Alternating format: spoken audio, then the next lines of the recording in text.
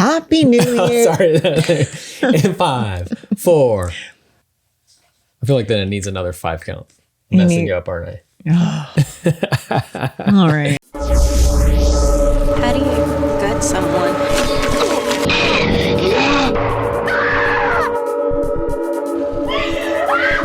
Always trust my gut.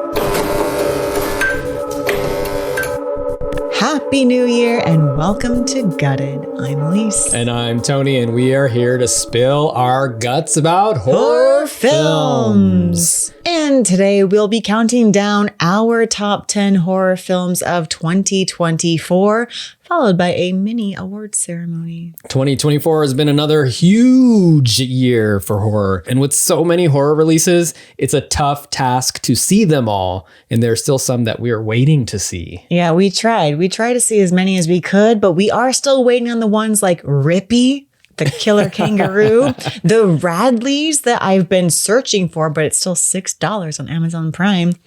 Wait till it's free. I want to wait till it's free, obviously. Little Bites is one, and The Forest Hills, The Coffee Table. I kept seeing a lot of stuff about that, but I can't find out where to watch it. And Mickey's Mousetrap, also known as Mousetrap. You lie. You don't want to see that. I kind of do want to see that one. I saw it on one person's list, and I was like, huh.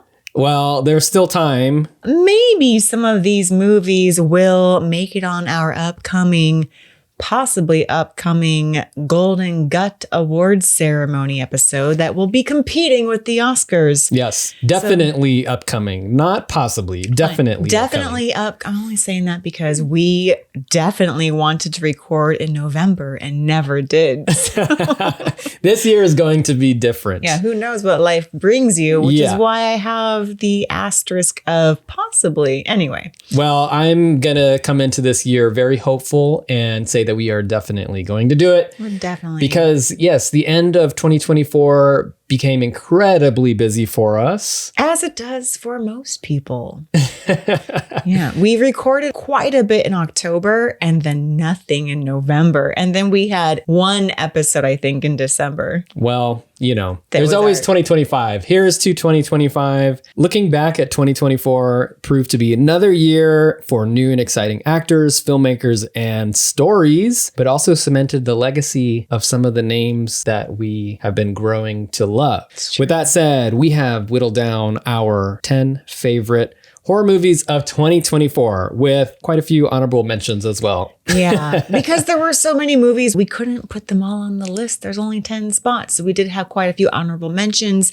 And keep in mind, these are just our top 10 of 2024. And the way that we come about this is we each make our own list individually. We give them points 1 through 10. So for example, my number 1 movie on my list gets 10 points from me. And if it happens to also be Tony's number 1 movie, it also gets 10 points from Tony. So combined, that movie would get 20 points. And so we go down the list and see which ones had the most points. So if you followed that, cool. If not, then we're just going to go for it and see what makes it onto our joint gutted top 10 list. This year, there have been a number of movies that are more horror adjacent. Some of them might have made our list and some of them might not have made the list. What defines a horror film? I'm on the mindset of if you want to be a horror film, you can be in the running.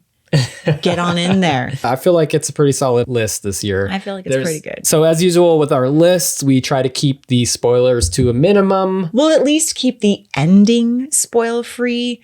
We might have to spoil a couple kills here and there, but they won't be integral to the plot. Yes. Let's start with an icebreaker question. Oh man. What are some of the big themes, lessons learned for 2024? What are some of the standouts, just overall big ideas, big pictures? I mean, you asked this question last year and I was kind of stumped. And this year I'm stumped again. I saw that you wrote the question in the little outline here. And I was like, I don't know.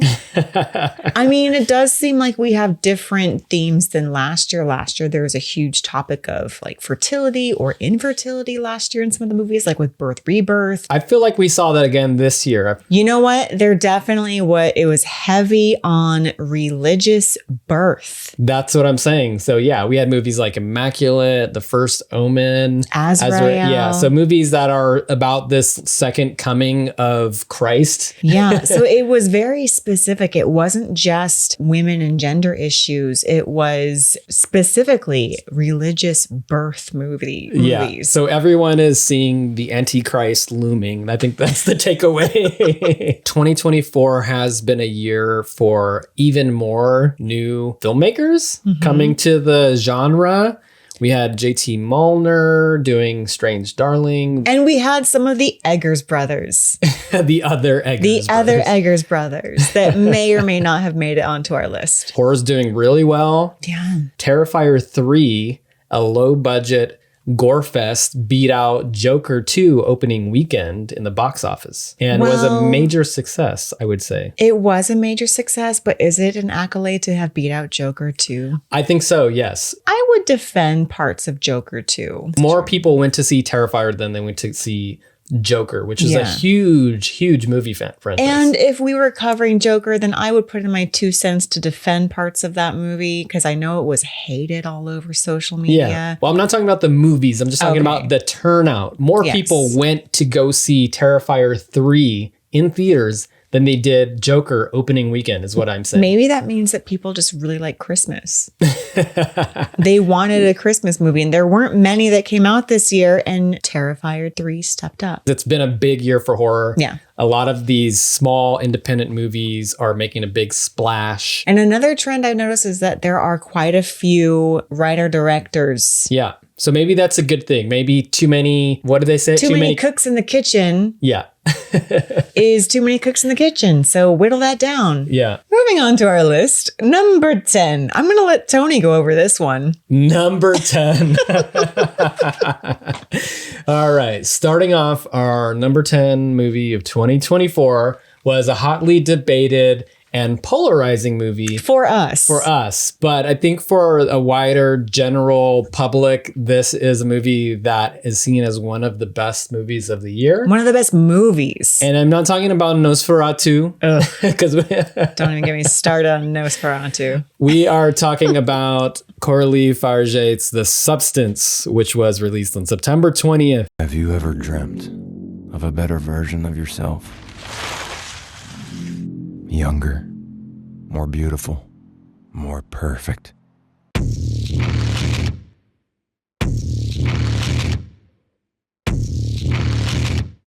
One single injection unlocks your DNA and will release another version of yourself.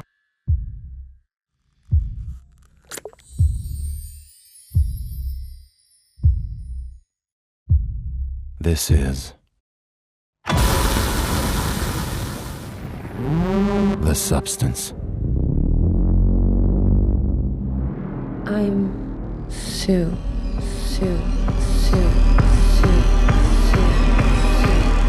You're hired.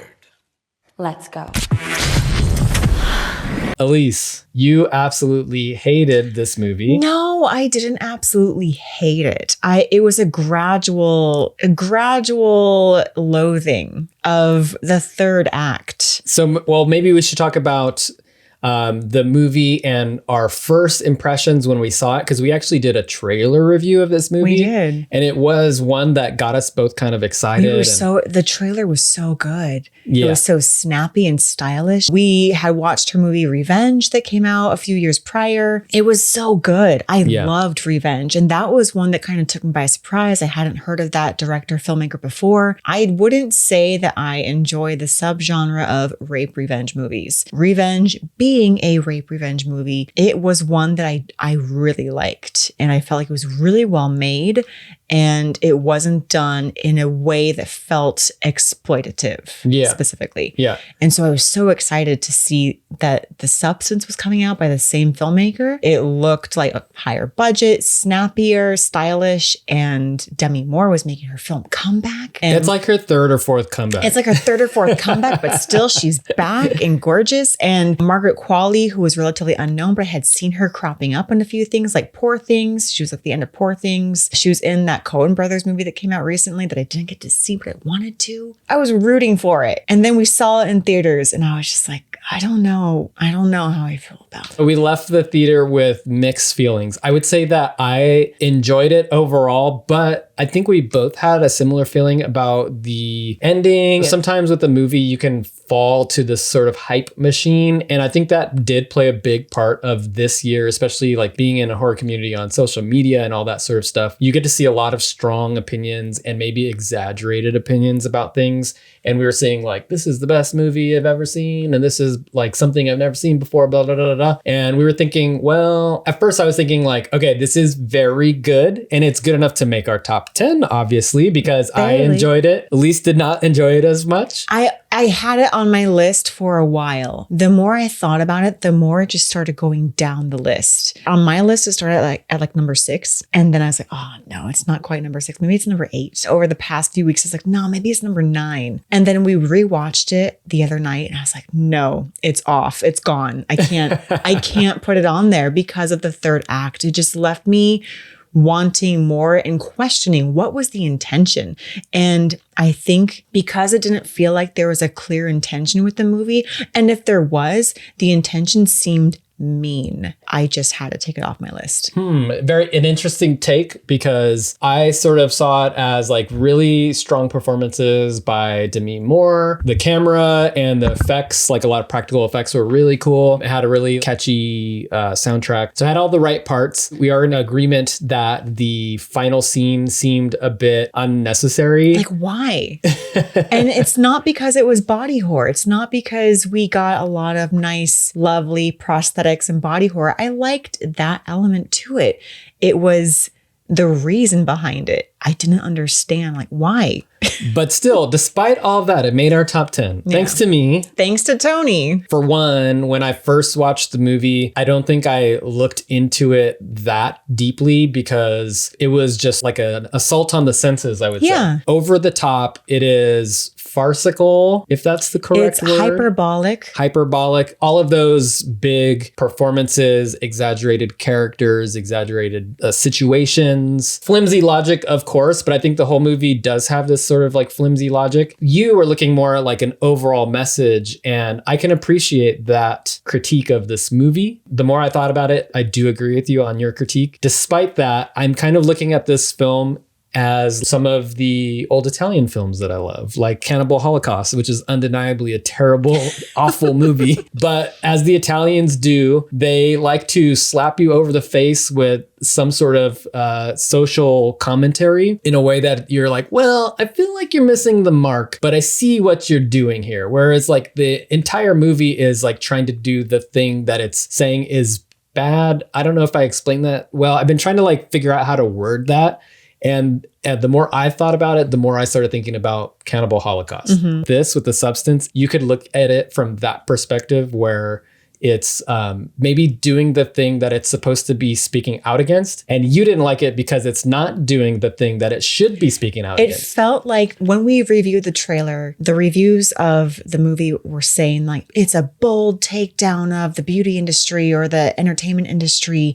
And I found it to be the opposite. It almost felt like it was shaming women for modifying their bodies or trying to take certain measures to have the look that they want. And I saw a lot of comments on message boards saying, this is what Ozempic's doing to you all. And I thought, oh, if that's the message that people are taking from this movie, it's the wrong message. It felt like women were being shamed for trying to achieve a standard that has been instilled perhaps by society or maybe just by themselves. And why the shame in trying to do body modifications? And I didn't like that message. That's a very fair and valid point and criticism. As I said before, I still think that this movie is undeniably one of the standouts of the year. You know, I think what you are trying to say is that it evoked a mood for you and you have your own gut feelings towards this movie, and those are valid. And I think when we are judging a lot of movies, we go with our gut and we might not be able to articulate exactly what it is that we're feeling. We just know that we feel something. And since it did make us feel something, and it definitely made me feel something.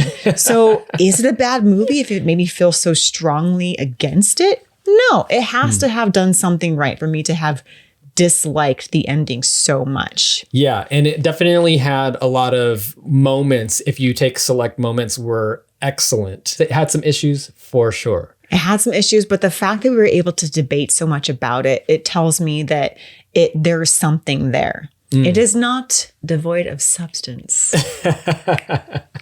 Nice pun. Thank All you. right. Well, yeah, that was the big controversial film. Yeah. Hopefully, Coralie Farjat makes more movies, and hopefully she can self-edit a little bit. Self-edit, or maybe just be more consistent, have more focus groups, because it felt like the tone wasn't consistent. The message wasn't consistent. Or maybe the opposite, just go crazy and just go wild. And No, that's the in thing. a way that the last scene did, where it's all This this utter movie, nonsense. It was wild nonsense, and almost to the point where I didn't like it. And I love things that are nonsense and absurd, but I prize consistency more so, or at least reason. And the last scene just seemed like, you know what? I wanted to do this because it was fun. And you can't have that in a movie like this, because it was so bold and with reason the entire time and consistent. And then the last scene just felt like it came out of nowhere. Yeah. And the next movie, Which leads us to our number 9 our movie. number 9 spot, that is arguably more nonsensical and just who knows what was happening most of the time, but at least it was consistent, Which is Founders Day. In light of the recent tragedy, in these especially difficult times, Founders Day... Don't you dare lecture me about Founders Day.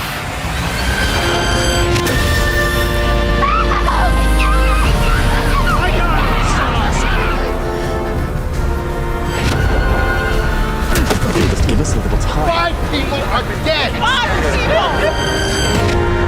Get away from him right now! Right now! He's dangerous!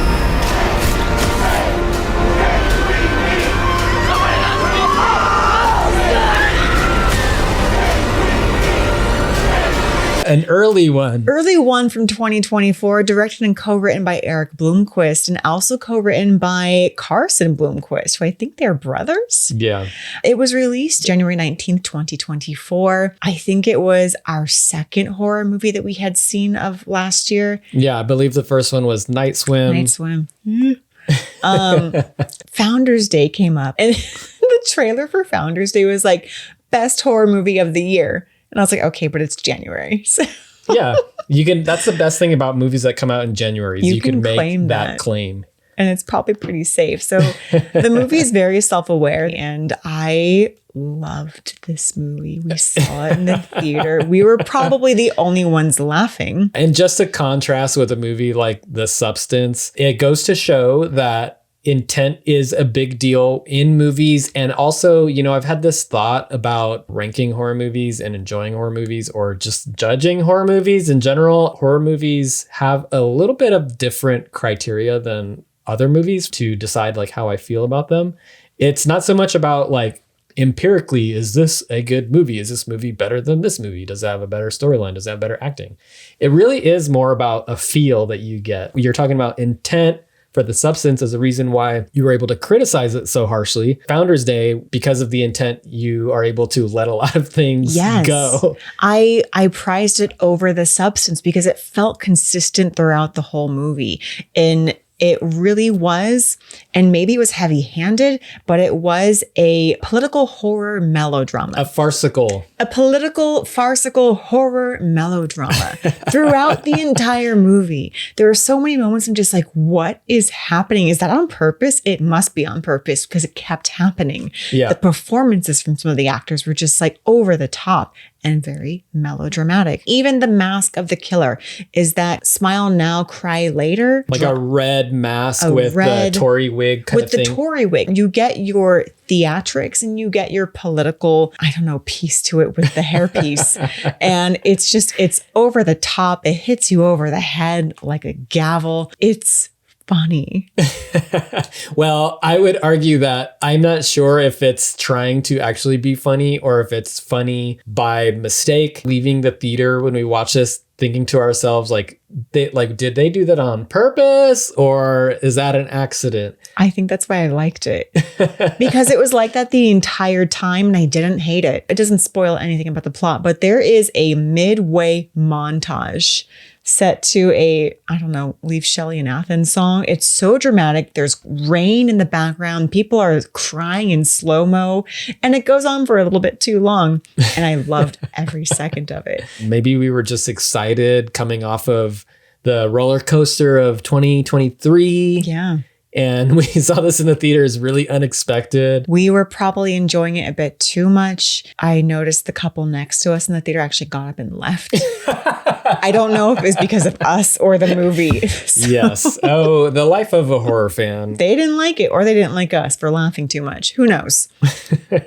So number 9, Founders Day. Give it a whirl. Founders Day. I'm curious if other people will see this and think like this is absolute trash. It's garbage. And we're going to stop watching your podcast because you lost all credibility. When you bashed the substance and then said Founders Day is better. Exactly. Yes. That's okay. We are willing to lose credibility and stick to our gut because that's what we do. Those are our gut feelings. And I feel like those are probably the most contentious picks on the list.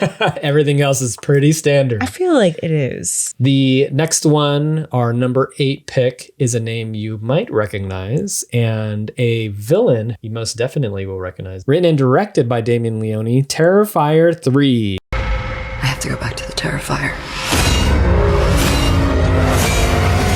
It's still buried there, isn't it? Might be the only thing that could stop them.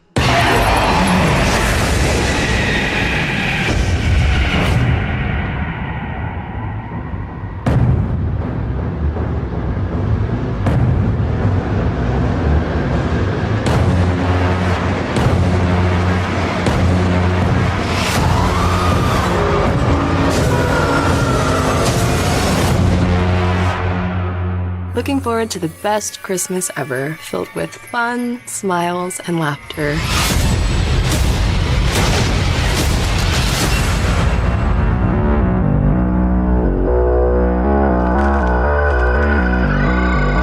Art Saves Christmas. I added that little subtitle because I think it should have. Yeah. Art Saves Christmas in October because it was released October 11th of 2024. Yes, and what a treat for us to get right before Halloween, and smart of them to not release it at Christmas because I think they did end up re-releasing it at Did they? Christmas. I was waiting for them to do that. For a limited run. We were just so busy that we probably weren't paying Missed attention, but it was in theaters again. But the reason why I say that it's smart of them to release this at Halloween is because there was this little old movie called there was this little old movie called Silent Night, Deadly Night, which came out at Christmas, was basically a marketing blunder because it was banned within 8 days for people saying that it's blasphemous towards the Catholic Church and towards Santa Claus, and a lot of parents complaining, all that stuff. And Terrifier 3 definitely had all of that controversy long before, I would say like right after Terrifier 2 came out. And we got the teaser The minute the teaser came out, people took to the message boards. I still argue that was fake fuel for the fire. Well, yeah, they say that any publicity is good publicity. Yeah. But you know what you're getting into with Terrifier 3. We have Art the Clown as Santa. He is defiling Christmas and everybody in the worst possible ways, but in a lovable way. Yeah, I mean, he's so happy and gleeful. He's so like when he sees Santa for the first time, that's like one of my favorite moments in the movie.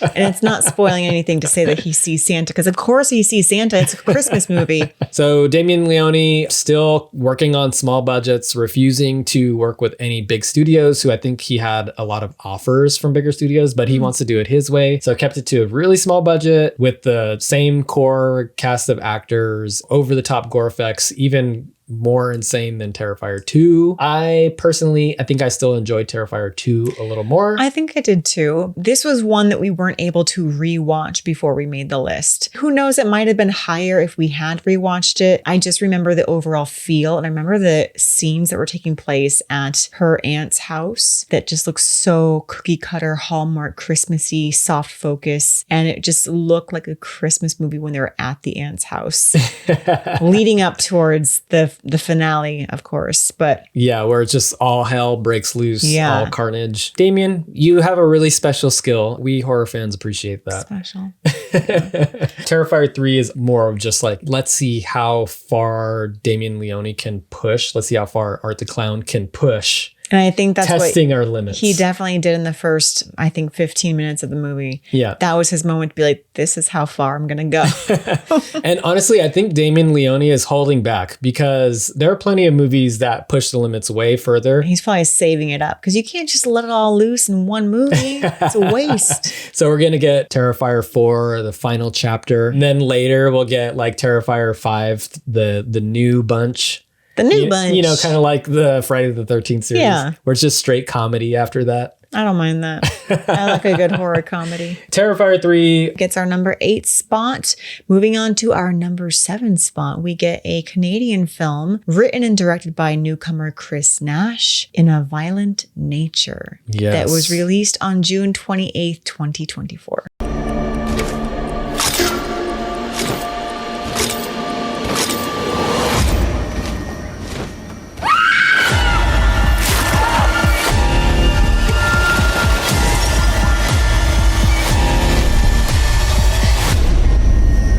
Animals don't get too hung up on reason.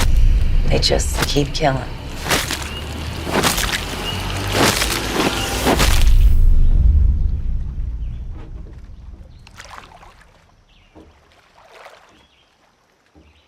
This one was another polarizing film because if something is slower paced, then it is automatically deemed boring. I'm not faulting people for watching it in their homes, but I think when you are not immersed in a giant darkened theater with this big screen looming over you, you have more of a susceptibility to falling asleep on your comfy couch. Yeah, checking your phone, maybe taking a break to go use the restroom, all of that sort of and stuff. you're stopping the momentum. So I think a movie like In a Violent Nature, and I think this happened a lot with a movie like Skinamarink. This is kind of this year's Skinamarink. If you don't watch it in one entirety, then it loses some of that momentum and some of that feel that it's trying to give you. And then all you're left with is this lasting image of this big slasher guy trudging through the woods, Crunching endlessly. on leaves. Depending on the person, you might really enjoy just the soothing sound of a lumbering guy on crunching leaves. Exactly, yeah. It just sounds nice. Just put it on in the background. Yeah, it's like a good screensaver or something to fall asleep soundtrack. to. And I have. So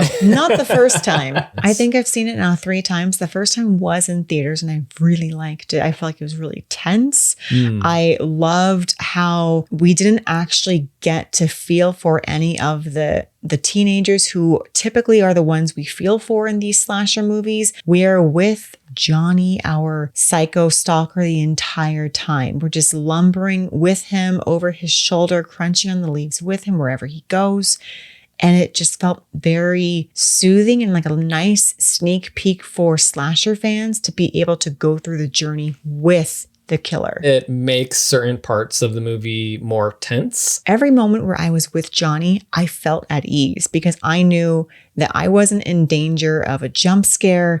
I wasn't in danger as a viewer when I was with Johnny. So it actually felt like it released a lot of the tension for me. Yeah. Even when he's doing horrible things to people, I didn't feel tense about it because I was with him. So I'm talking about a moment where we're not with Johnny. I know. And so, and I think we can guess that it builds up to a moment where you are no longer with Johnny, and that makes it so tense.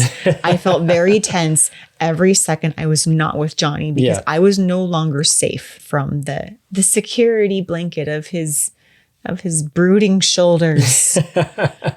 And you know, when you do watch it multiple times, you do start to kind of clue into the little bit of the backstory because they do try to build a little bit of the characters. And I do like that it does feel like either like the 3rd or 4th installment Yeah, in like a Jason movie. Yeah, that was interesting. Yeah, I think we were watching, we were like, this is definitely would be like a sequel. Yeah, like this must have been part 3 because they're going over like his ancestors that were involved with Johnny in the past. Also, brutal kills in this one. Some of the best kills in a horror movie that we saw this year. Not just one, but several. So it was pretty impressive. If they didn't have that brutality, then the movie would have suffered from being quote unquote boring. Exactly. As fans of movies like Skinamarink, we're okay with the slower pace. And I think it's because it tried to do something different. If you want to hear our defense of the movie Skinamarink, listen to last year's Best of 2023 episode. We applaud these movies that try to do something different in a way that is consistent and to what we view as successful. Yes. Could you call it a high concept slasher? I don't know what that means. It means that that's high on the concept. Like they're high. Like the filmmaker was high when they came up with the concept. Chris Nash was definitely high while making this. That's exactly what it means. All right. Inviolate Nature, polarizing film, but we thought it was a good one. Good enough to land number 7 on our list. Number 6 is a movie that I felt very passionately about. I think Tony liked it, but I loved it. And it was directed by Matt Bettinelli-Olpin and Tyler Gillett, and also written by Steven Shields and Guy Busick. So Matt Bettinelli-Olpin, Tyler Gillett, and Guy Busick, they all directed and wrote Ready or Not, Scream 5, and Scream 6. So they're a little trio that works with one another often. They came out with Abigail in April of 2024. Guys. Oh, no! What the fuck is that thing? We kidnapped a fucking vampire. A ballerina vampire. Okay, how do we kill a vampire? What are we talking about? Like an Anne Rice or a True Blood? You know, Twilight? Stake through the heart. Daylight is a big one. All right, let's go kill us a fucking vampire. Ready?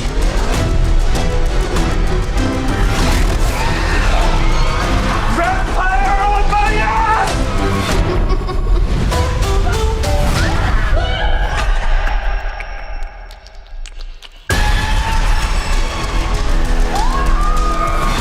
What can I say? I like playing with my food. Whoa! She's fucking flying!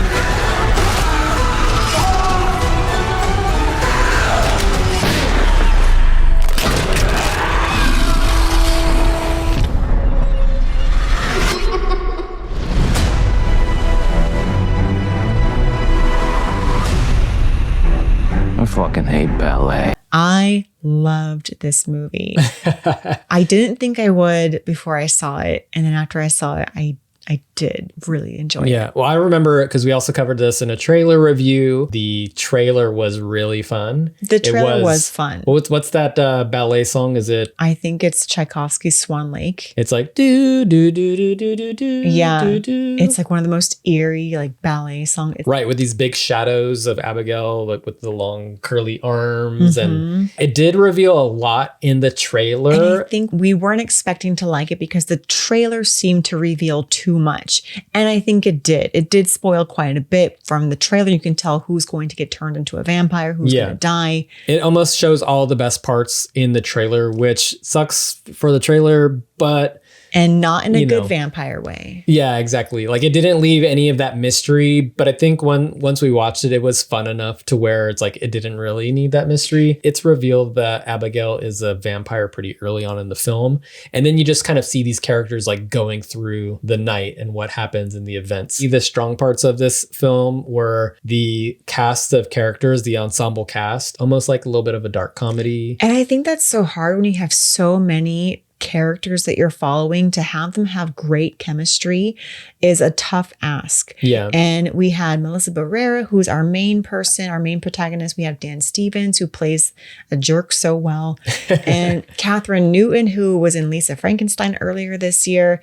She has such great comedic timing. I think out of all of them, I loved her performance the most. She did the most with her supporting character. They all just have such great chemistry with one another. The script is amazing. It's not what happens to them, it's how they bounce off one another. That's really captivating in this movie. Yeah, and really fun. So I would say that to me, this is probably the funnest horror movie of 2024. Yeah, I agree. Very rewatchable. Very rewatchable. And I think after rewatching it this past week, that's what bumped it up higher on my list. It was initially a lot lower. And then giving it a second watch, that's what really bumped it up the ranks for me. Even if you're like, I already know what's going to happen based off the trailer, who cares? That's not about that. It's not about what happens. It's about the journey. Yeah, and if anything, you're going to love the Danzig scene song. That's a great moment. Has one of our best song scenes of the year. Moving along to our number 5. This is where the fun ends and where it starts to get heavy. Oh, is it? Our list is no longer fun, guys. Yeah, the rest of the movies are just depressing. Turn it off. That's what we're into. Nosferatu in spots 1 through 5. Yes. No, it's actually not. Number 5 is going to be a movie that was released on July 12th, 2024. It's written and directed by Osgood Perkins, and it is our friend Nick Cage in Long Legs. Long Legs. Enough said. Moving on. Number 4. I know you're not afraid of a little bit of dark. Because you are the dark. Do you still say your prayers? Number ones? They scared me. Hello? You could have made nice with me. But you didn't. And that has led to all of this.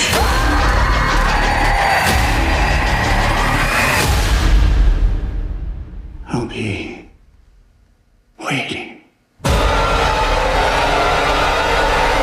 Elise, what did you love about Long Legs? Because when we saw this, we were kind of thinking to ourselves, like, this could easily be the best movie of the year. And I think this movie almost suffered for us for being overhyped.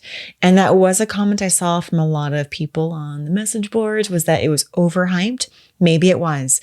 But I feel like even though the marketing was very heavy-handed and it was boasting that it was the best horror movie or best movie of the year. The scariest movie. Scariest movie of the year or of all time. Yeah. They even had They even had the phone number that you could call and listen to Nick Cage as Long Legs. Be off the wall and batty. Yeah. I didn't get to call it. I'm sad about that.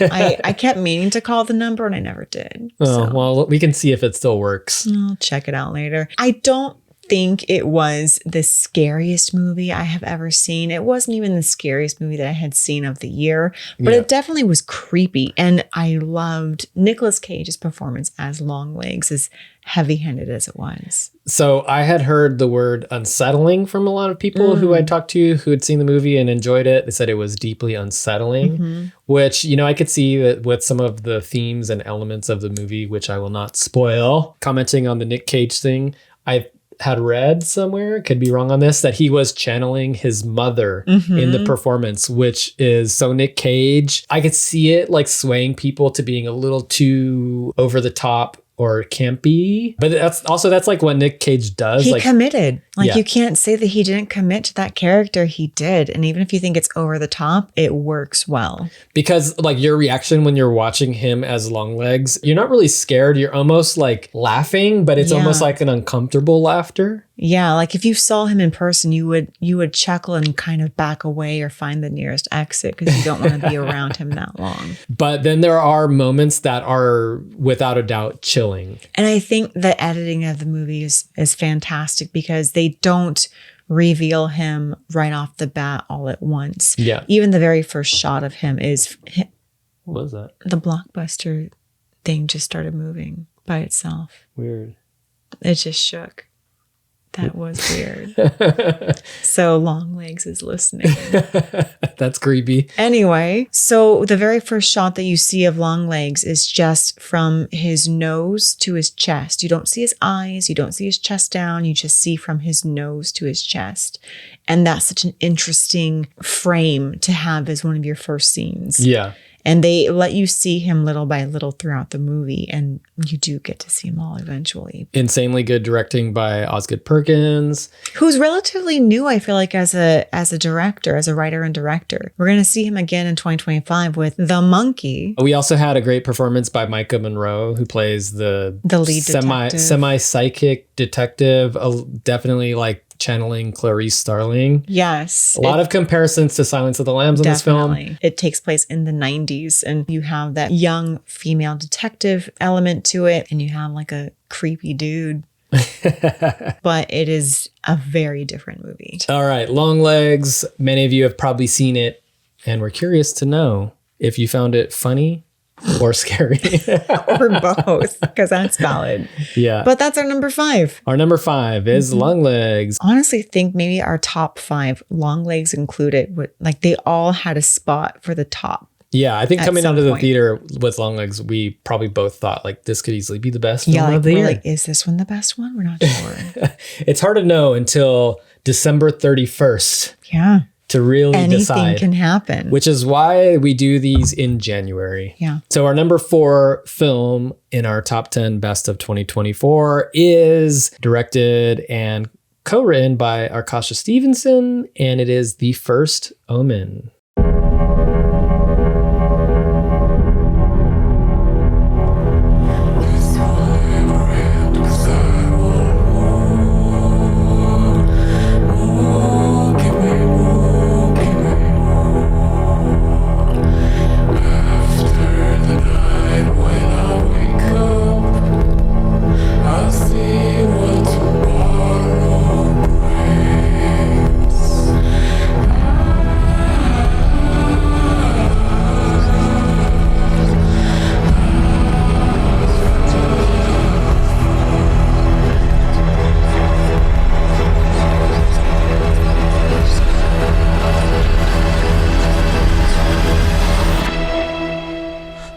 You don't have to be afraid.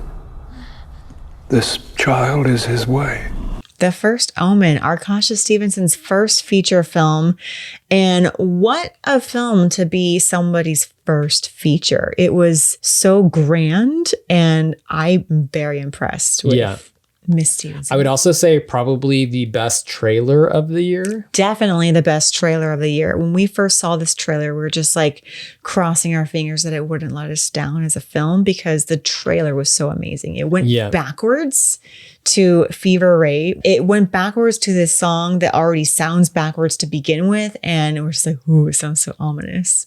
And it looked ominous and cool. And Bill Nighy's in it. In a way, it was surprising because it's a remake prequel of The Omen, which I don't think either of us are super familiar with the Omen franchise as a whole. I had seen The Omen, the original Omen, as a kid when I had my wisdom teeth taken out. And I was like, oh, that's cool. It's been one of those horror movies that has just been in my blind spot. Then I did finally watch The Omen, and of course I loved it. But this is a prequel, and usually those are not very good. Usually the prequels are not very good. So I was very surprised that I actually liked this one. It does still fall for some of those things that just happens in prequels where it reuses moments, which I tried to not really fault it so much for that. We all know the iconic scene from the Omen, the original Omen. And I feel like they had to do something that honored that moment. And I feel like they did. And they one-upped it in the way that I was satisfied. So take that as you will. I enjoyed The First Omen. I liked the entire journey. I liked some of the kills and the imagery. And there were certain moments, I mean, just talking about like, religious birth horror. We're just like, oh, they're showing that. Cool. When The First Omen came out, it was right after another religious horror movie came out, Immaculate, with Sydney Sweeney, which was also like surprisingly like pretty good, pretty decent movie. But, it's just interesting. It's almost like that sort of Dante's Peak volcano thing where it's like we're getting all these movies with very similar themes. I would say last year it was all to do with nuns. And we're like, oh, this nun thing is like going crazy right now. Everyone's like talking about nuns and stuff. What's interesting is that last year there were several nun movies, but there were also several new mom birth movies. Yeah. And it's like they combined it this year. So now it's like nuns, and giving birth. So that makes sense. And not to spoil our list, but Immaculate did not make it onto the list. I did think about it, and it wasn't a bad movie, but I think it's one of those things where like you have two very similarly themed movies and one of them's going to make it on the list and the other's not. What are the things that made this movie number 4 on your list? I think the tone of the film was consistent. It had this nice eerie tone. I mean, I feel like the performance from Nell Tiger Free, who I had not heard of before, she did a great job. And I think initially, because I didn't really recognize her, I was set to maybe not like her, but the more the movie went on, she really delivered this innocence, but then also had this quality of perhaps she had a dark past that she was trying to repress. Yeah, it sort of embodied this feel of a 70s movie. I did really love Nell Tiger Free's performance. You know what's going to happen. It's not like there's a big mystery as to what's going on. Like she's going to birth the Antichrist. Like, okay, we know that's going to happen. So like, the twists and turns are going to happen, but you see her going through it, which I think was really interesting. I also liked a lot of the supporting characters at the nunnery that she was at. Her friend that was trying to help her loosen up before she took her vows. I really loved that actress. I looked her up afterward. I was like, oh, I don't recognize her from anything else. But I thought she did a great job. The little girl who does all the creepy scribble drawings, I looked her up. She hasn't done anything else, but she did a great job. I love the scene where all of the nuns are hanging out, peeling potatoes. They're like telling dirty jokes about milkmen. I thought that was so cute. Jumping on the trampoline, smoking. Having a great time. Made looking a nun look fun. Which I had not seen in any other movie that involved nuns. Yeah, being a nun always seems so serious. Yeah, besides maybe Sound of Music, but like all the other nun movies, like, nope, you can't smile. Yeah. But they're like jumping on trampolines, having a grand old time. What's the movie that we saw where it's like the nuns had to just be on the floor praying constantly for... Wasn't that Nun 2? Might have been. They're just on the ground. Yeah. Well, all right. This movie has convinced me to sign up to become a nun. So let's be nuns. Yeah. First Omen was probably in the number 1 spot for a majority of the year. Yeah. And then it slowly got beat out, and especially over the last week when we rewatched quite a bit. Our number 3 movie was written and directed by a person who we probably know, Ty West's Maxine, the 3rd installment in that Pearl Maxine trilogy. My employer is a very powerful man. The past ain't finished with you. It's gonna keep knocking at your door. Tragically, another victim of the Night Stalker. If I knew 3 people who were murdered in 3 days, I'd be pretty scared. What are you hiding, Maxine?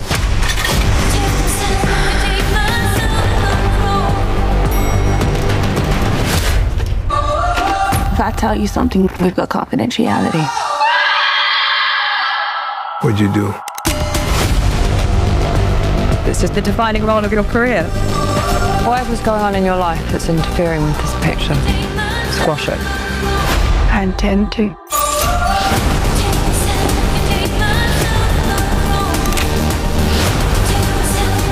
Maxine. You're a fucking movie star.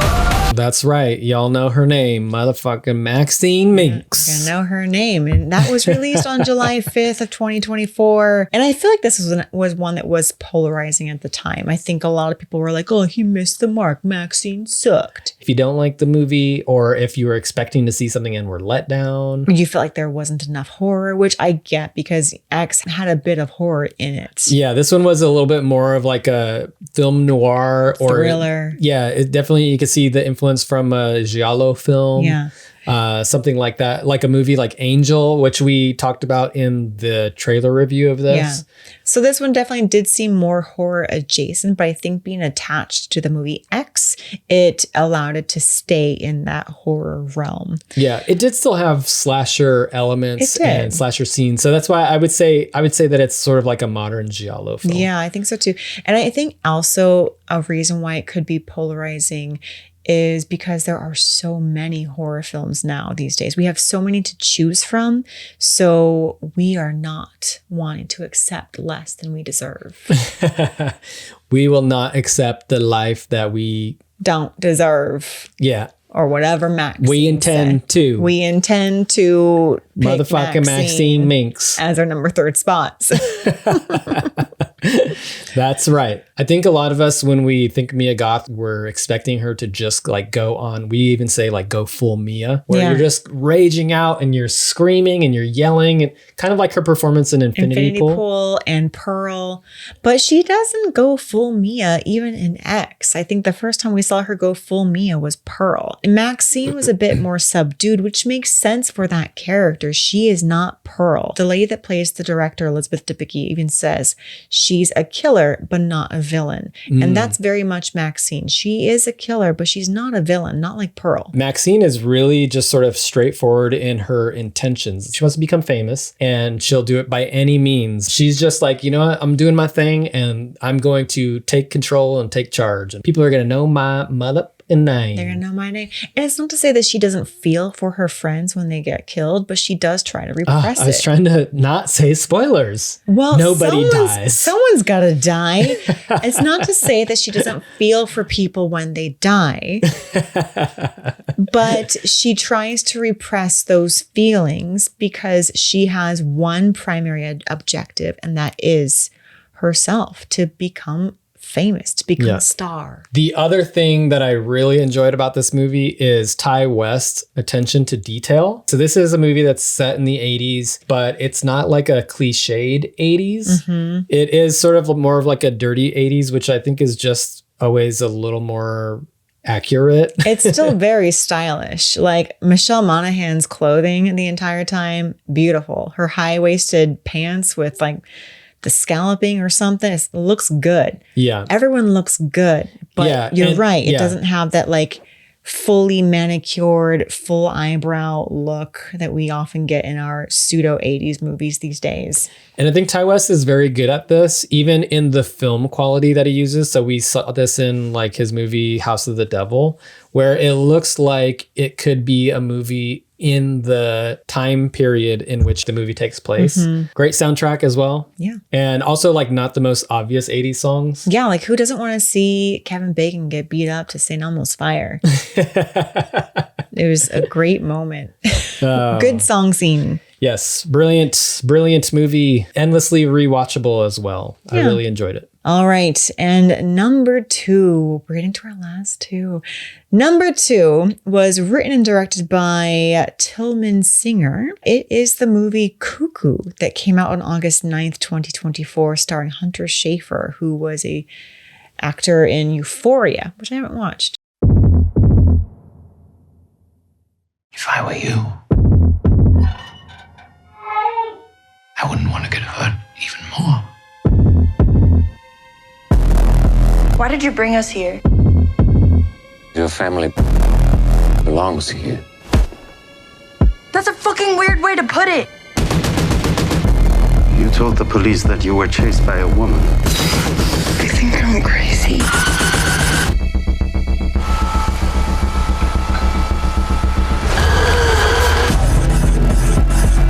Nature is quite remarkable. Oh, it feels so good. We have to go. Some species need our help. I'm giving you the chance to be of great use in our quest for preservation.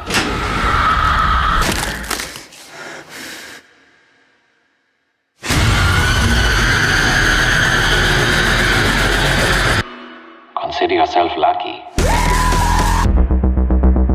This had a great trailer, I remember, and I couldn't quite pinpoint what the main plot or subgenre was. And even now, I don't want to really say too much about it because I feel like the subgenre or perhaps the plot is a spoiler. But it does just have a great depiction of relationships and a family in a new situation, and the way it unfolds is really interesting and captivating. I guess you could give it a little bit of a synopsis. It's like a young woman, and her and her family moved to the Bavarian Alps to stay at a resort, and things go cuckoo.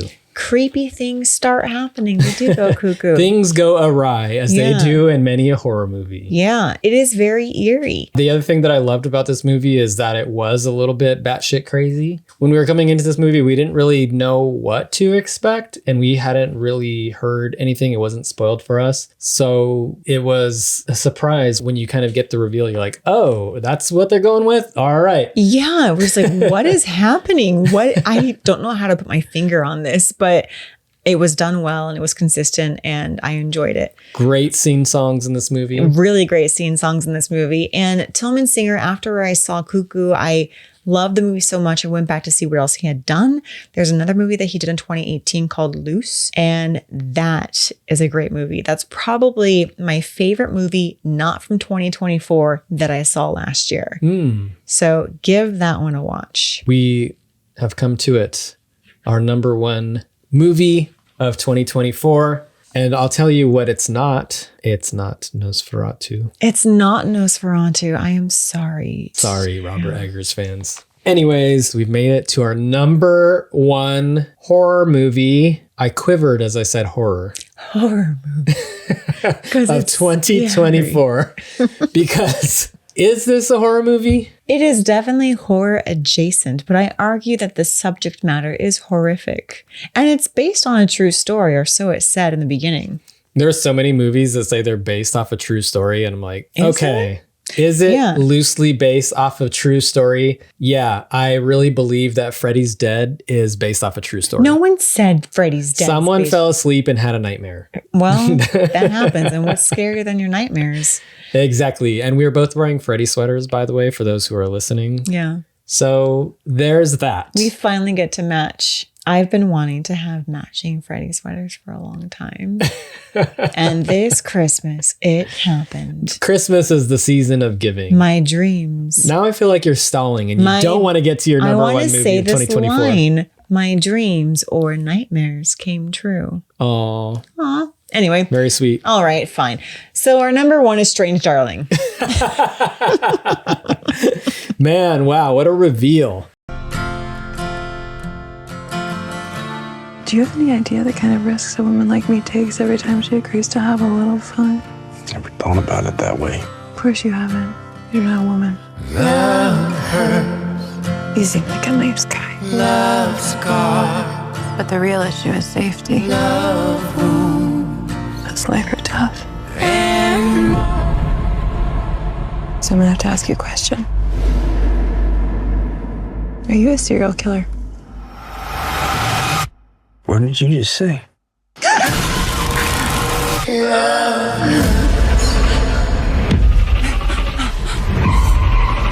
Here, kitty, kitty, kitty. Can you help me, please? Here, kitty, kitty, kitty. So directed and written by J.T. Molnar. His second feature after a movie called Outlaws and Angels from 2016. Never heard of it. Starring Chad Michael Murray. But Strange Darling. Strange Darling. Oh my goodness. This movie really came out of nowhere, at least for me. I saw the trailer for it. I'm like, that looks cool. And we were like, let's go see it. Actually, okay, you know what made me really want to see it? We follow Kyle Gallner, aka Kyle G-Face on Instagram. And he was like, go see this movie. I don't want to spoil anything, but go see it. And I was like, okay, I will. Yes, whatever you say. Yeah. I appreciate his presence on Instagram. So I went to go see it. And he didn't say that about Smile 2. He did. Maybe he did, but I don't think we're following him at that time. Oh, okay. Actually, no, we were. He said this more about Strange Darling. Anyway, first off, just want to say I applaud non-linear storytelling when it actually makes sense for the movie and amplifies the storytelling aspect. It's not just non-linear for the sake of being weird. It was non-linear with a purpose. Yeah. So you're talking about a movie like Memento, yes, or Pulp Fiction. Yes. Like that kind of non-linear storytelling, it really amplifies what's going to happen. Memento, the whole thing was shot backwards or whatever, and it was cool. Or whatever. And I love it that. was probably the first movie that I was cognizant of that was non-linear in its storytelling. And it was done in a way to where like, okay, if you told that just chronologically, it wouldn't be as cool. Who would care? Because it was told backwards. You're like, oh, I care about this more. And it's so much more interesting in the reveal. Yeah. Same thing with this. I appreciated that at the beginning of the movie, they told me how many parts there were going to be. They might have fudged that up slightly, but they were more or less. No, it says this is a thriller in 6 chapters. 6 chapters, but they didn't include epilogue. So okay, well, there was a little bonus epilogue at the end. No one ever has to reveal the epilogue in storytelling. So I really appreciated that because there were actually so many movies this year that were chapter 1, chapter 2. And I'm like, how many? How many chapters are we going to, like, I think it's going to end at chapter 3, but no, we're at chapter 17. I will say Tony hates chapters in movies for the most part because it is just pretentious. It's just like, I'm going to have chapters now because I'm a book. This one made sense that it was broken up in the way that it was. Don't go research the movie. So unfortunately, we probably won't be able to talk about the plot so much. We will not. We'll just say the performances were great. The cinematography, which was done by Giovanni Ribisi. I did not know he was a DP, but he is. And I think he did a great job. There are some great shots of people running where I'm like, how did he do that? Like over hills and backwards. Good job. Strange Darling, amazing film, amazing performance by Willa Fitzgerald, who I had not heard of before this movie. Apparently she was in the Scream TV series, which we have not seen. We have not. I didn't even really know that existed. Or was it on like TBS or something like that? No, I saw half of the first episode and I turned it off and I was like, meh. When did this happen? The aught teens. The teens, I think. She had an incredible performance in this movie. Kyle Gallner also very, very good in this movie. Yeah. And they have great chemistry. Shot beautifully on 35 millimeter film. Giovanni Ribisi, where has that guy been? He's been working on his cinematography craft. He's been boning up on his cinematography skills and it's paid off, Giovanni. Paid off. The movie kind of had a little bit of like a Tarantino feel. Grindhouse, you know, where they're in the car. Like it kind of has that vibe to it and that style. There's like a bright red Ford Pinto in the movie. A lot of red imagery in this movie for sure. Willa Fitzgerald's character has like that sort red of like hair pink or magenta hair. It's like, yeah, it's like magenta hair. So strong use of color. Yeah. Shot out in Portland. So we're also like out in nature. It was just done and executed very well. Very well, very clever, very beautiful. Go watch it. Go watch it. Yeah, definitely. And go watch it might be more horror adjacent. And it does deal with serial killers. That's also not a spoiler. In the very beginning, there's a little like tidbit that says this is based off a true story off one of the most prolific serial killers in the Pacific Northwest. Yeah. My feeling when I left the theater, I was like blown away by it in a way. After I saw it, I was pretty sure this was my number one. This came out in August? Since August, I think I was like, this is my number one. I'm pretty sure. And this did unanimously get both of our number one picks. It did. So I got 20 points. Yeah. And I can't wait to see more from JT Mullner. I have not seen Outlaws and Angels. And now I kind of want to. I'm not huge on Westerns, but 2016 Outlaws and Angels, I'm going to check it out. Maybe that movie was not very good. Maybe it was a really unique take on a Western film and people couldn't appreciate it at the time. It was just ahead of its time. It was ahead of its time. I'm going to watch it immediately. Just like all Rob Zombie films. They're ahead of their time. All right. So now that we've gone I can't believe that we said that about Rob Zombie. He's ahead of his time. All right. I stand by that. Let's do a quick recap of our top 10 horror films of 2024. Wow, that was fun, exciting, polarizing. I feel all kinds of different feelings now. Like I'm crying on the inside, screaming with joy and just fright, satisfaction, reveling in our good decisions that we've made together. Exactly. The perfect list. No one can refute it. No one. This is irrefutable. All right. Number 10, we have The Substance. Number 9, Founders Day. Check it out. Number 8, Terrifier 3. Number 7, In a Violent Nature. Number 6, Abigail. Number 5, Longlegs. Number 4, The First Omen. Number 3, Maxine. Number 2, Cuckoo. And number 1, Strange Darling. Also, you know, a lot of the movies that didn't quite make our top 10 were also very fun, very enjoyable. Smile 2, Nosferatu. Like there's good elements to all of these movies. They didn't quite make the top 10 list. There are some movies that almost made the top 10 list, and we wanted to just give a little bit of an honorable mention. So there are 3 movies that made it onto one of our lists, but not both of our lists. Not quite an honorable mention. They were picked by one of us. Yeah. But they didn't get enough points to make it into the top 10. Yes. Okay. Thank you for clarifying that. One of mine that made it onto my top 10, but not Tony's, was the South Korean film Exuma. 미국에 좀 이상한 집안에 다녀왔거든요. 밑도 끝도 없는 뭐 그냥 부자예요? 시작이 좋네.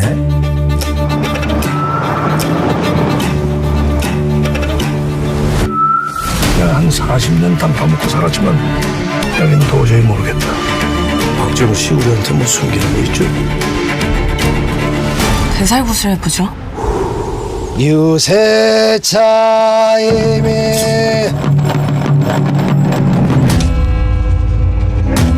Directed and written by Jang Jae-hyun, and I apologize for mispronouncing that because I know I did. This is his 3rd feature, and all of his feature films dabble in the spiritual horror subgenre, and this one does as well. It's a really great movie with so many good elements and scenes. It's maybe about 20 minutes too long in about the 3rd out of 4 acts of this movie, but the rest of the movie is so well done. Great characters, great acting, great scenes. I also feel like this movie did a little bit of a Nosferatu thing that I actually enjoyed a little more than the Nosferatu. Oh, like what? Like Nosferatu. Like the character in Exuma, that's similar to the character in Nosferatu. Like the villainous monster in Exuma. One of the things that I did not like so much about Nosferatu was the monster. The monster in Exuma did a similar thing, but I feel like it was more effective for me. Yeah. And there were several creeping moments that I think it did well. It wasn't heavy on jump scares. It had some nice, creepy, ghostly figures in the background that you have to really pay attention to see. And a really fun cast of characters. Like all of the characters were very likable. One shaman, her partner, a geomancer, and we have his assistant. And I learned what a geomancer is. Exactly. It was. Who would have known? It was educational. Very good movie. And the next one that almost made the list, this was on my list, but was not on Elise's list. It made my number 10, actually, was Azrael from E.L. Katz, which stars Samara Weaving.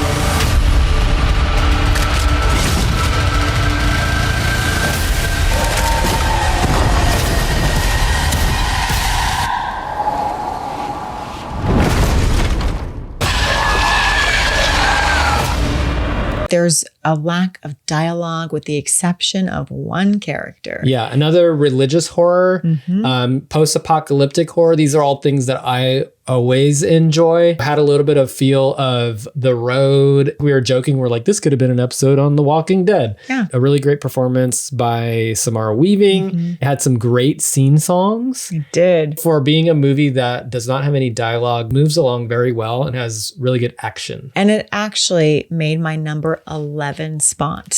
It made my number 11. So but I didn't tell anyone about. It almost made it onto my list. It went back and forth between my number 10 and 11. Anyway, so number 3 almost made it onto the list. It made it onto my list, but not Tony's. A little movie that came out onto Shudder this past year from the UK called Daddy's Head. Mm-hmm. What are you looking at? Isaac. Dad. He's in the forest, hiding in trees. His body's different. What do you mean? Do you think you could draw him for me? You're obviously both struggling with the situation. He needs love. There's a knife missing. We were playing.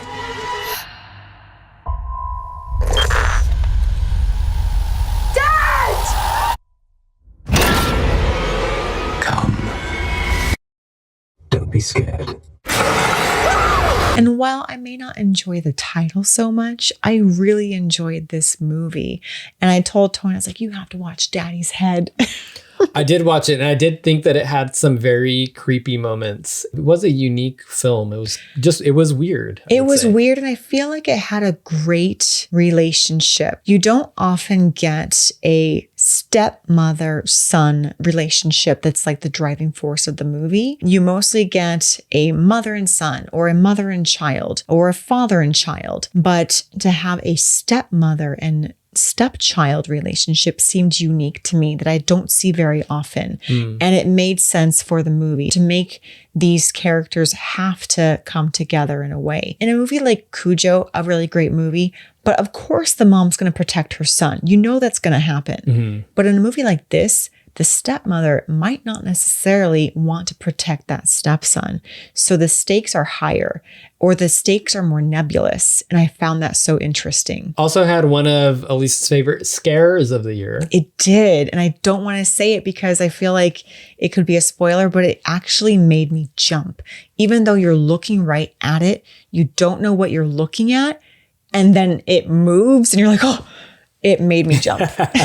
So I applauded that so much. And that could be a huge reason why this made it onto my list.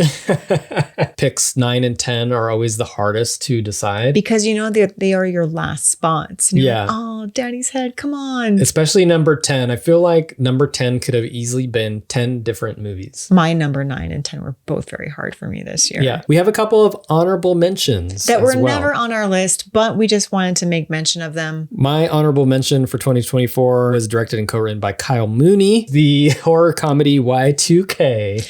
Which is very fun if you were a teenager in the year 1999. Which we were. We are experiencing major problems as a result of the Y2K breakdown. Bye-bye, human race. We're talking global computer apocalypse. Sorry, guys. I guess you're fucked. They made a video and everything. That's crazy. You don't know how this shit works. Grab a bike, grab a board, grab whatever you can. This has been the shittiest night of my life. Fuck this! But it's cool that we got to hang out for once.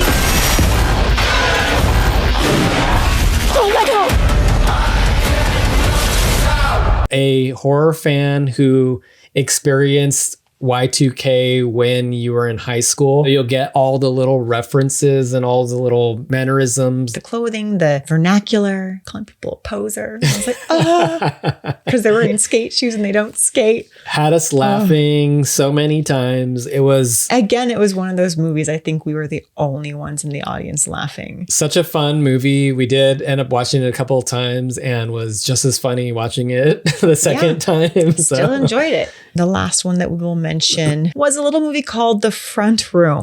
I can't practice my face. Not like I used to. You're a racist. You don't know what real racism is. You're gonna tell me? Have I offended you? Holy shit. Your stepmother He's literally evil. Do you fear the Lord? No. Fear me. She said that you hit her.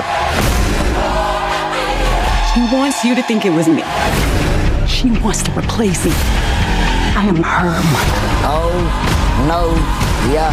Hey. Oh, no, yeah.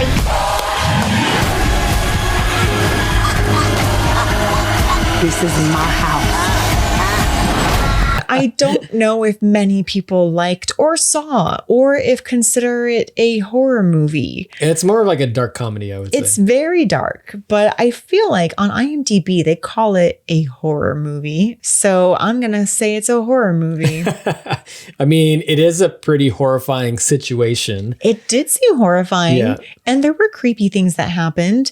I mean, if nothing else, it definitely does have some body horror elements to it. The Front Room is a film about this young young couple who has inherited a house, but there's a stipulation. They have to live with the man's great aunt, I think. Isn't she the mother? I think she's his great aunt. What's her name? In the movie, her name is Solange. She has to live with Solange. So it stars Brandy Norwood, aka Brandy. She's married to some guy and his dad dies. He bestows his house upon him, but the stipulation is that he has to let his aunt move in. Solange. And oh boy, you're talking about body horror and you're talking about performances, and this one really actually like rips all those apart. So yeah, and I feel like, okay, Solange played by Catherine Hunter, who I had not heard of before. Not that Demi Moore and Margaret Qualley's performances weren't quote unquote brave, but if you're actually going to say what is brave, Catherine Hunter's performance was brave. She went for it. She didn't hold back. She was gross. She was naked. She was weak, or seemingly weak and infantile, and she just didn't seem to care. Her performance is so dominant in this movie, you forget completely about like the husband character. You forget about the husband. He doesn't even matter.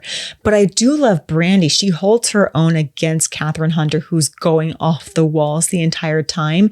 And Brandy does such a good job of emoting with her face what we are thinking as the audience. Just this like trying to be contained and keep it in and be bigger than this person who is just being a child.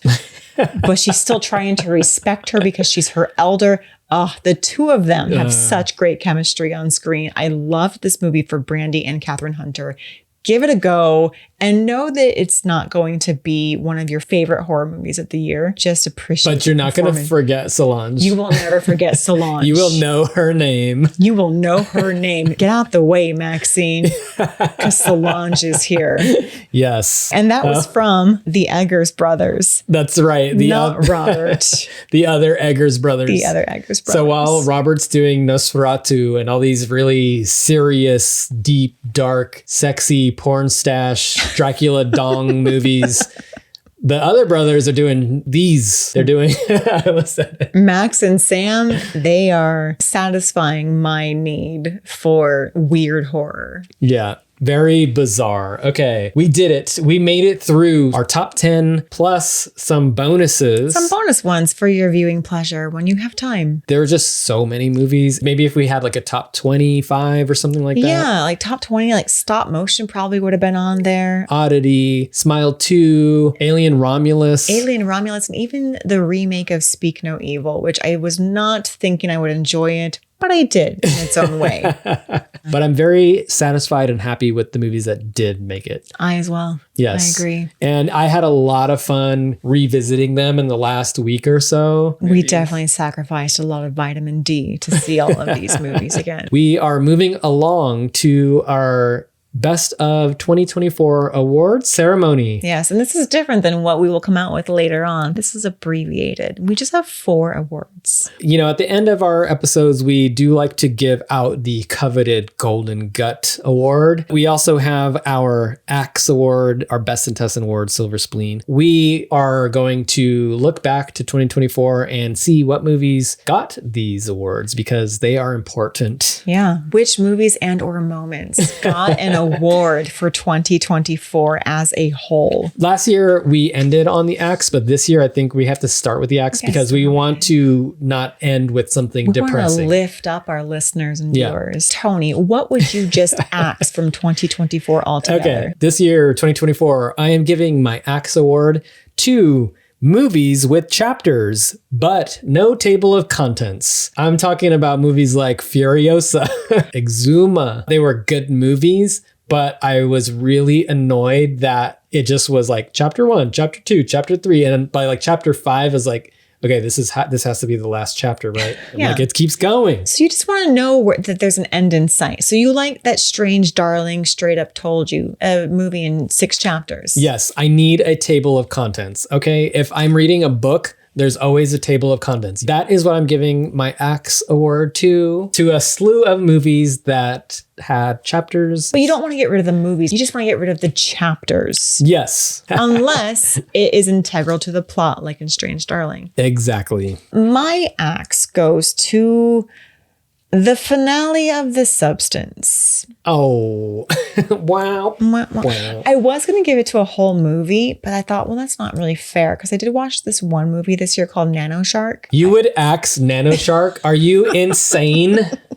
I watched the entirety of a movie called Nano Shark because the cover looked so cute and the name sounded cute. But watching the actual movie, it reminded me of this time that I had to make a video for my marine bio class in high school. And it just reminded me of it in quality and pacing and jokes that fell flat. But so it was a high school homework assignment. It seemed like a 2-hour-long high school homework assignment. And I was just like, I have to finish this.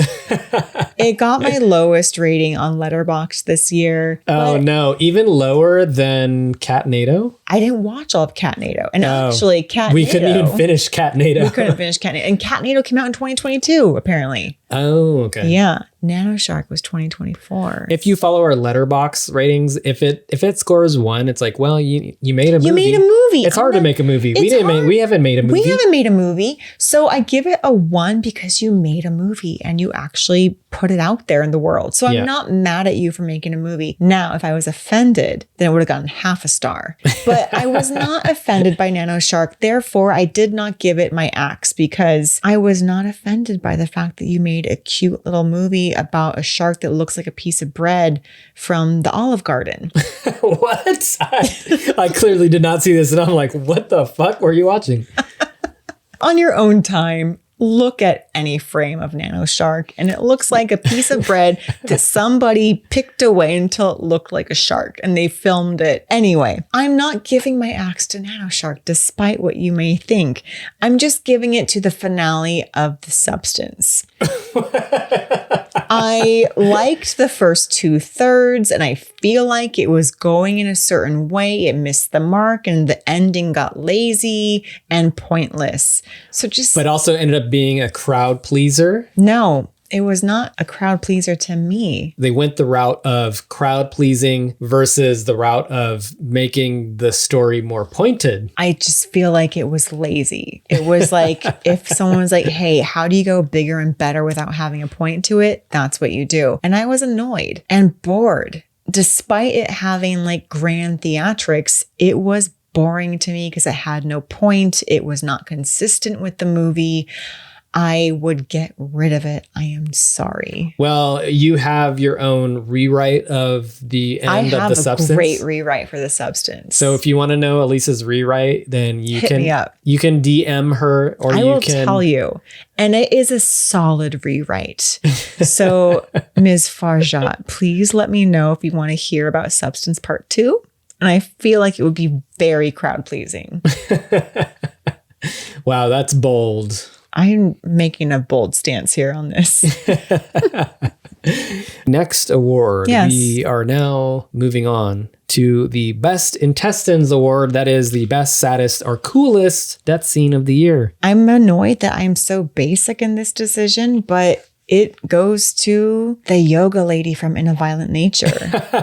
I mean, I can't think of a death scene that was more... Why would you say that's basic? Because it got the Fangoria best death scene. But that doesn't mean that you can't choose it for the best death scene. I'm just saying I don't want to do things that are done by popular culture, but... First of all, Fangoria is not popular culture, and it is okay to agree with Fangoria.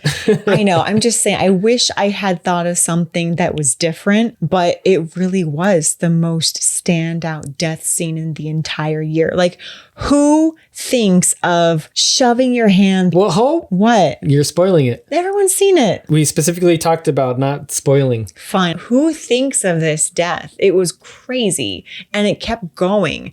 And it was one that actually made me look away. I was like, oh, interesting.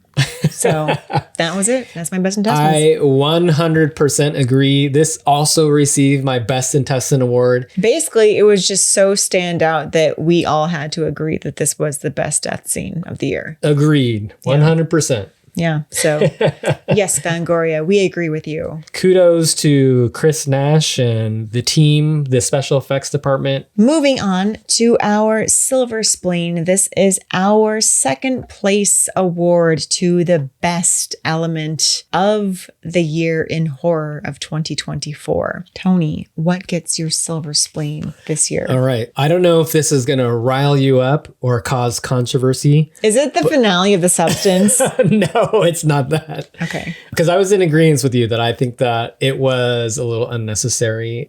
Not to say that I didn't enjoy it at a superficial level. Heavily enjoyed it. Was it boring? I can see why you would think that. Of course. Enough talking about The Substance.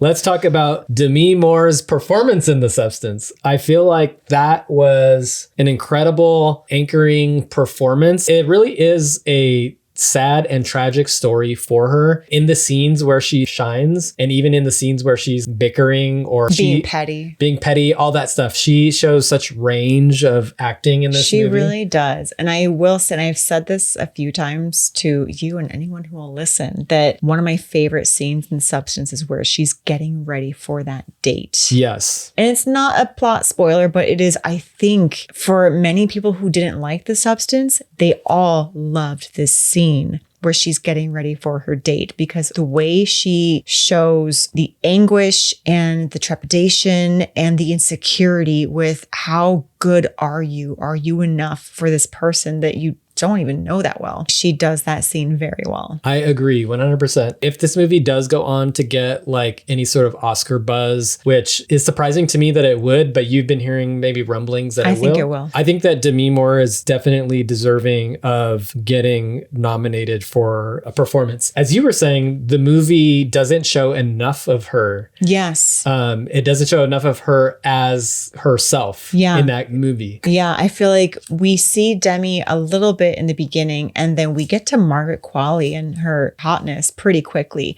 and we linger on how hot Margaret Qualley is, I think, for too long. That's my complaint, is that, like, what is the message here? That you should be Margaret Qualley? I agree with the choice to have Demi as a Silver Spleen. My Silver Spleen for 2024 was a tie. It was really hard for me to pick between this one thing or the other. Since we already talked about how amazing Solange in The Front Room was, played by Catherine Hunter, I'll just say she gets half of my Silver Spleen. The other part of the Silver Spleen goes to the scene in Exhuma. There was the exhumation scene. It was like the second exhumation scene with all four of our central characters trying to exhume this highly contested grave site. It's a exhumation ritual. The star of this scene is the lead actress who plays Hua-rim. She is the shaman in the movie. Her performance as she's doing this ritual and she's slashing these pigs, she's vocalizing, she's dancing to the drum beat of her partner. The way that it's edited also, there's slashing and blood and digging and drumming and yelling, and it's very visceral. It is, and yes. I loved this scene so much. That was a great scene. Yeah, I great agree. performance, great editing.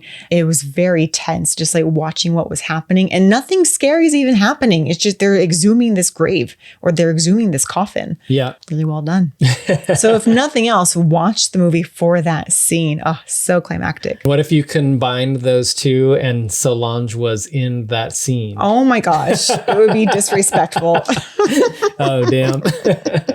Both well deserved, because I still think about Solange to this day. And we only saw the movie once, so who knows what we would think if we saw it again. But I kind of just want to leave her there in my memory of having seen her for the first time and then never again.